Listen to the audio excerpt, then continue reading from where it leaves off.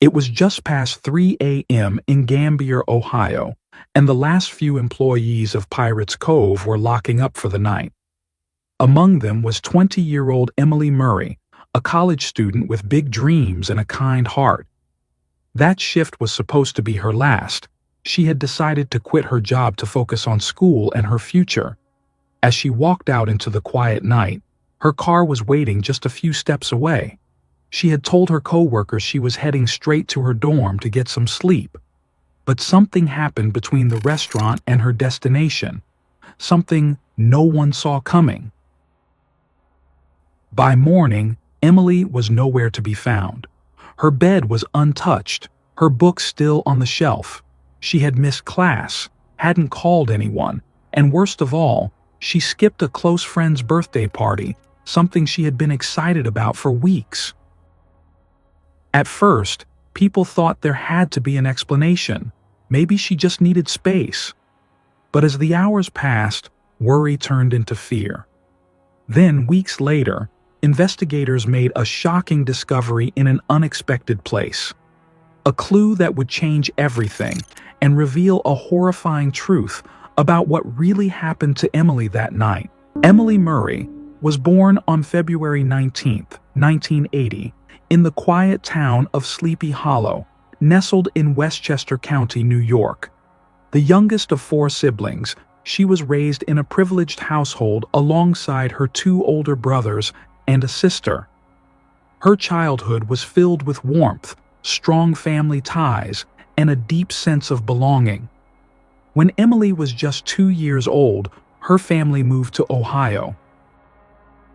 Her father, a respected academic, had been offered a prestigious leadership role at a renowned scientific university, while her mother devoted herself to caring for their children and creating a nurturing home. The Murray children thrived under their parents' guidance, excelling in school and pursuing ambitious academic goals. Emily, in particular, displayed a strong passion for biology and medicine. With a brilliant mind and an unshakable work ethic, she consistently ranked at the top of her class. Despite her demanding studies, Emily found time to work part-time, often donating her earnings to charitable causes. Her upbringing was deeply rooted in faith, as her parents were devout Christians who instilled in their children the values of kindness and generosity. Emily embraced these teachings wholeheartedly. After finishing high school, she took a year off to travel with humanitarian organizations, assisting communities in New Zealand, Australia, Japan, and various parts of Europe. In 1998, she enrolled at Kenyon College in Gambier, Ohio, moving into campus housing to fully immerse herself in the college experience. Friends and classmates admired Emily for her vibrant energy and infectious optimism. She was kind-hearted, approachable, and driven, yet she also had a deeply introspective side, often pouring her thoughts into a personal journal. By the year 2000, Emily was well into her junior year. In addition to her rigorous coursework, she actively participated in church-led volunteer work and took on evening shifts as a waitress at a local restaurant. Her schedule was packed, but she handled it all with remarkable grace. On the morning of November 3, 2000, Emily's dorm roommates noticed something unusual. Her bed was empty. While it wasn't uncommon for college students to stay out late, Emily was always considerate and would let her friends know if she had other plans. Initially, they assumed she had stayed late at work or gone straight to class. But when they saw that her textbooks and notes were still untouched on her shelf, a sense of unease crept in. Throughout the morning, her friends asked around, hoping someone had seen her. But as the hours passed, it became clear that no one had. Emily had failed to attend her classes and had missed an event she had been eagerly anticipating, a close friend's birthday party. She had even helped organize a surprise for the celebration, making her absence all the more alarming. With growing concern, Emily's friends reached out to her family. When her parents heard the news, They were immediately overwhelmed with fear. That very night, they drove to Gambier, Ohio, to assist in the search for their daughter. By morning, the entire Murray family, including Emily's older siblings, had arrived on campus, desperate for answers. Word of her disappearance spread rapidly across the college community. Students, faculty, and volunteers organized search efforts, scouring the town for any sign of Emily. It wasn't long before another unsettling discovery was made. Her dark green Subaru, a birthday gift from her father, was missing as well. The family's first course of action was to report Emily's disappearance to campus security. However, their concerns were met with indifference. Security personnel suggested she had likely gone off with a boyfriend and would return soon. But the Murrays knew better. Emily would never leave without informing someone. More than 24 hours had passed, and with campus authorities proving unhelpful, her family turned to local law enforcement. To their dismay, the police also downplayed the situation, speculating that Emily might have taken an impromptu trip. It wasn't until officers searched her dorm room and found her ID, bank cards, and other personal belongings untouched that they realized something was seriously wrong. As the investigation began, authorities focused on Emily's last known whereabouts. The last place she had been seen was the restaurant where she worked, Pirates Cove, a popular hangout for students due to its affordability and proximity to campus. That night, November 2nd, 2000, was Emily's final shift at the restaurant. She had decided to quit her job due to her overwhelming schedule, hoping to lighten her workload. Balancing academics, volunteer work, and evening shifts had become too much, and she needed to prioritize her studies. Many of her friends had stopped by that evening to support her on her last shift.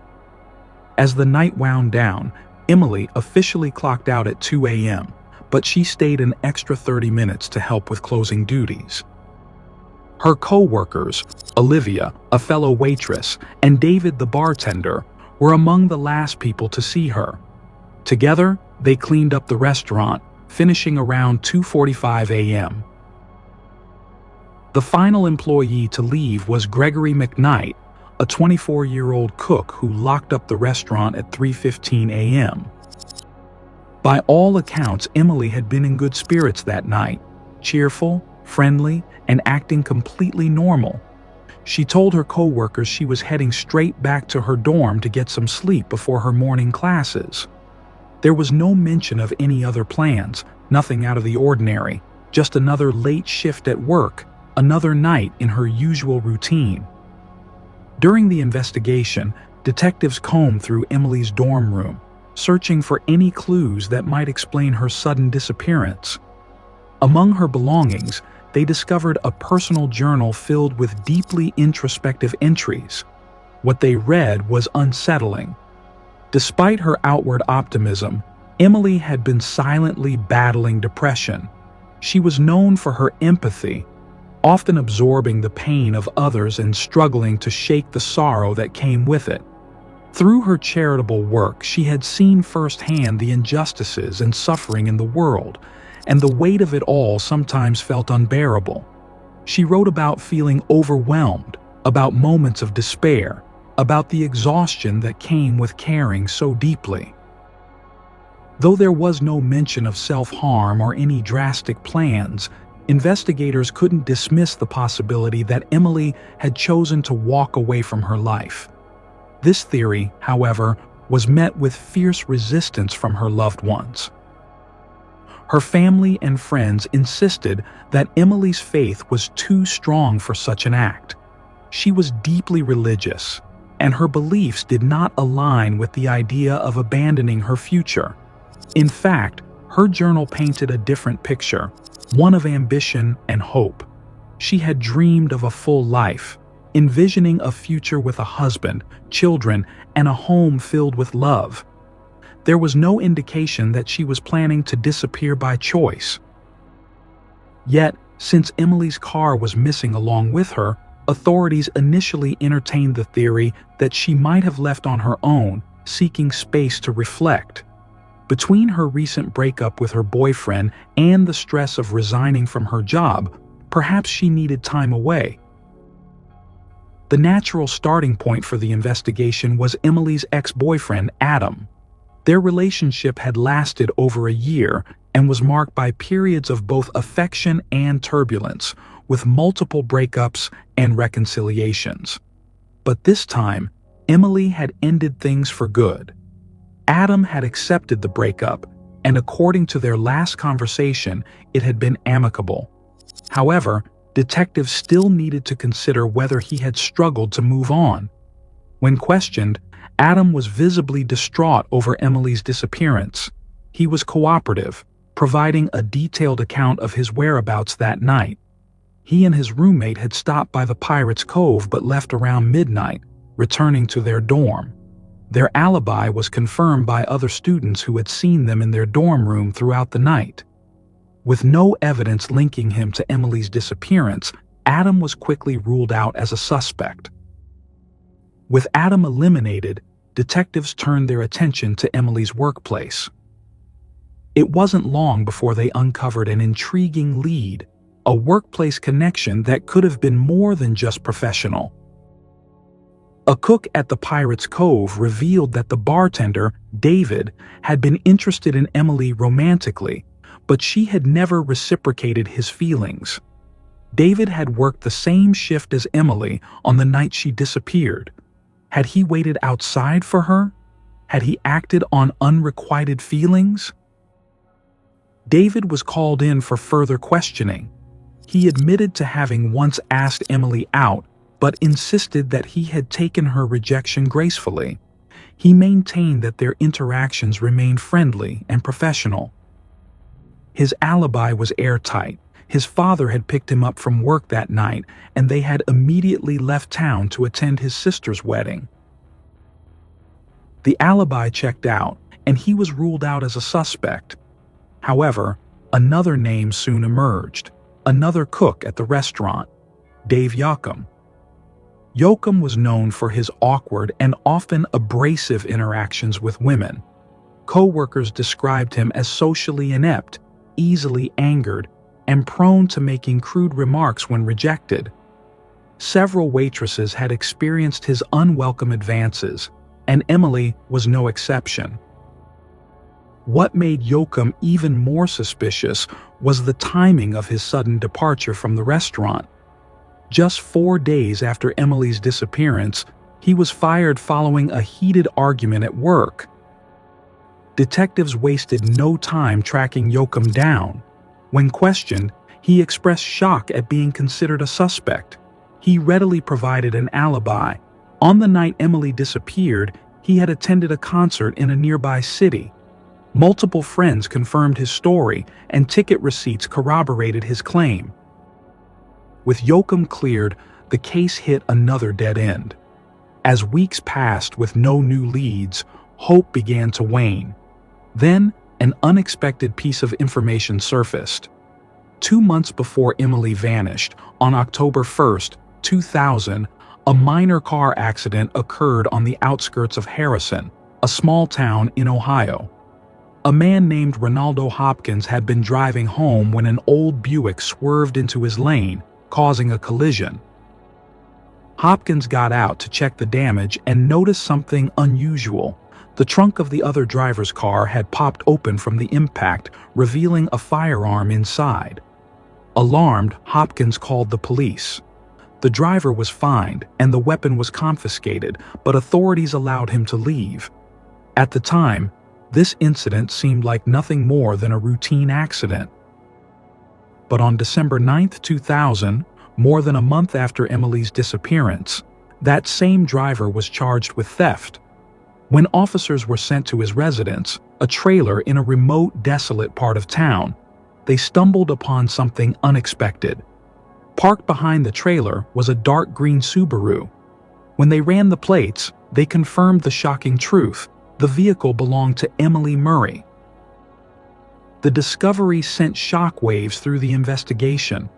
Whoever lived in that trailer was now the prime suspect.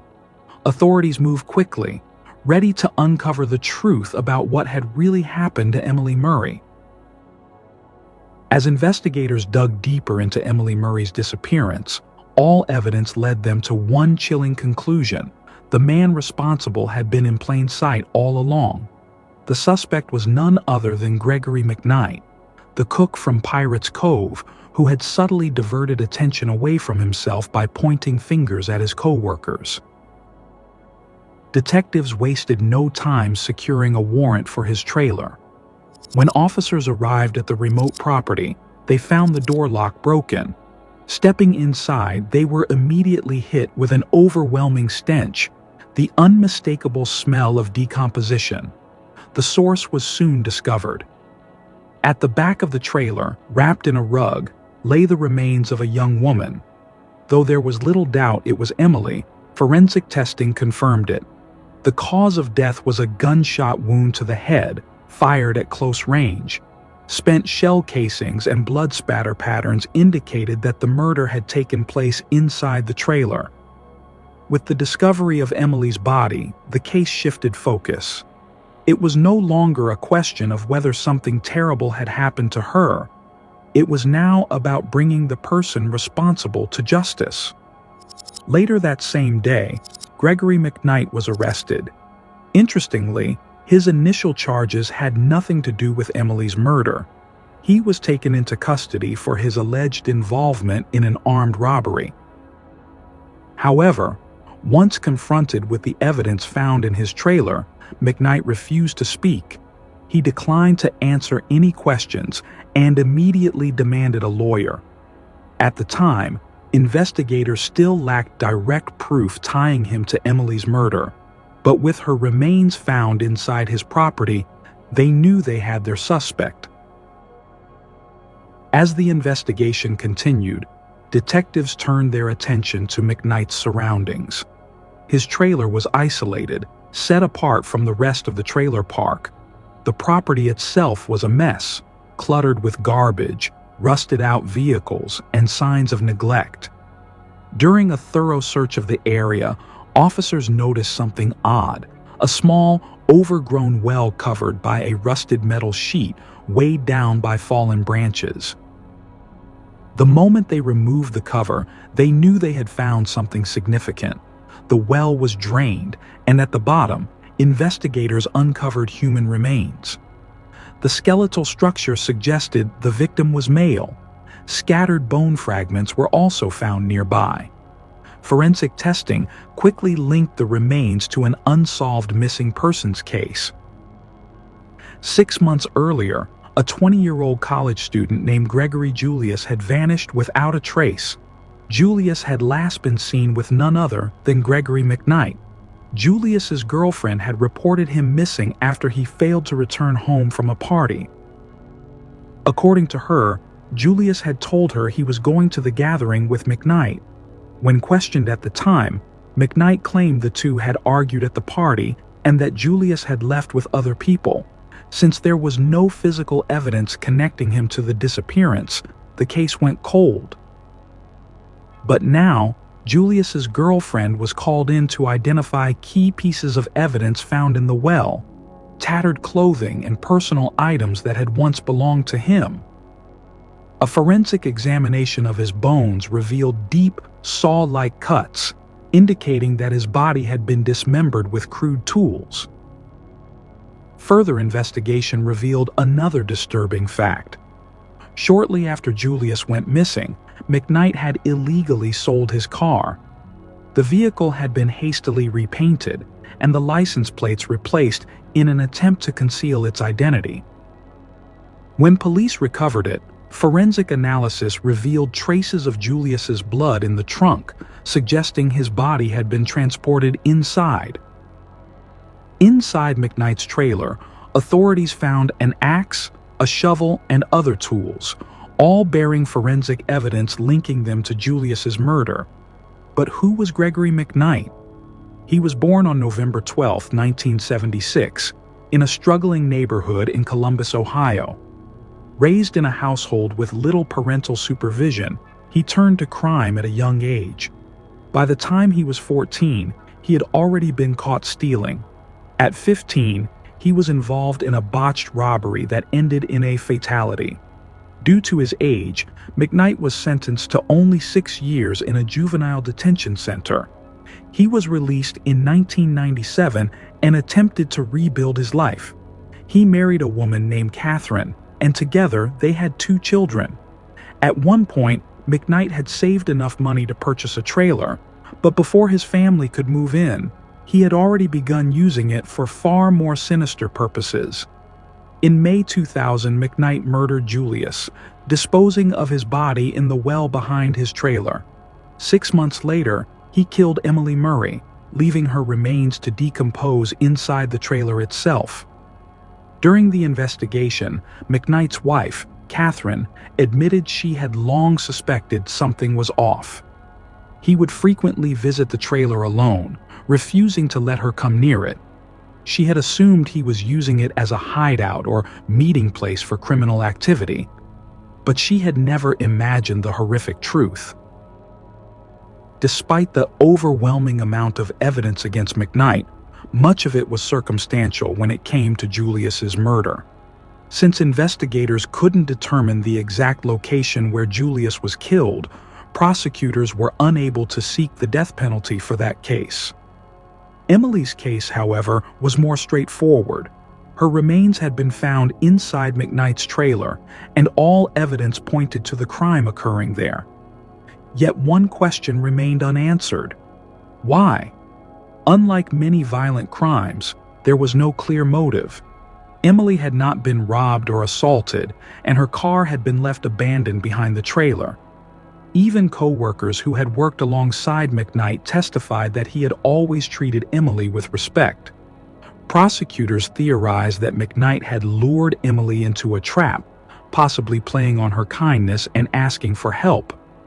Once inside the trailer, something triggered his violent outburst. Perhaps he had harbored feelings for her, and after being rejected, his rage spiraled out of control. Throughout the trial, McKnight remained silent, refusing to explain his actions. At one point, his defense team attempted to paint Emily as a deeply troubled individual who had been struggling with depression, arguing that McKnight had only assisted her in ending her life. This claim was met with outrage from Emily's loved ones and was ultimately dismissed by the court. In 2002, Gregory McKnight was convicted of 2 counts of first-degree murder, along with charges of kidnapping and armed robbery.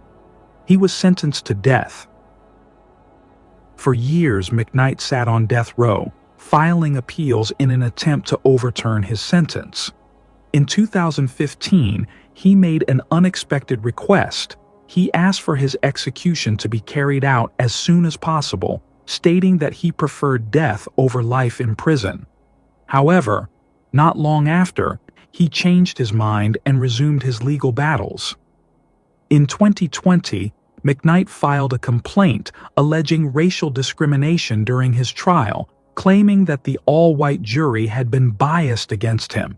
His case was reviewed, but his conviction and sentence remained unchanged. Today, Gregory McKnight remains on death row, awaiting the final chapter in his long and brutal legacy.